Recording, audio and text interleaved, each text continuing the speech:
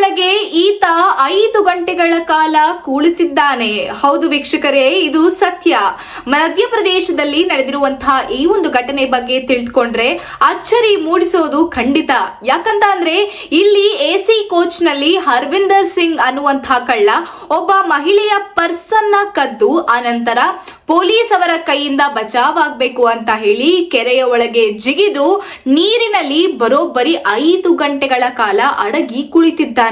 ಪೊಲೀಸರಿಗೆ ಚಳ್ಳೆ ಹಣ್ಣು ತಿನ್ನಿಸ್ಬೇಕು ಅಂತ ಹೇಳಿ ನೀರಿನಲ್ಲಿ ಕಮಲದ ಸ್ಟೆಮ್ ಅನ್ನ ಇಟ್ಕೊಂಡು ಉಸಿರಾಡೋದಕ್ಕೆ ಅದರಿಂದ ಉಸಿರಾಡ್ತಾ ಆ ಒಂದು ಕೆರೆಯಲ್ಲಿ ಬರೋಬ್ಬರಿ 5 ಗಂಟೆಗಳ ಕಾಲ ಉಸಿರಾಡ್ತಾ ಪೊಲೀಸರಿಗೆ ಯಾಮಾರಿಸಬೇಕು ಅಂತ ಕುಳಿತಿದ್ದ.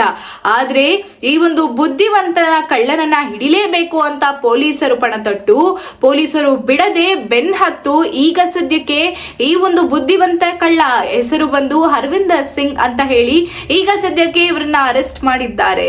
ಈ ರೀತಿ ಕಳ್ಳ ಪೊಲೀಸರಿಗೆ ಚಳ್ಳೆ ಹಣ್ಣು ತಿನ್ನಿಸ್ಬೇಕು ಅಂತ ಅಂದ್ರು. ಈ ರೀತಿಯಾಗಿ ಪೊಲೀಸರು ತಿರ್ಗಾ ಆ ಒಂದು ಕಳ್ಳರನ್ನ ಹಿಡಿದಿದ್ದಾರೆ.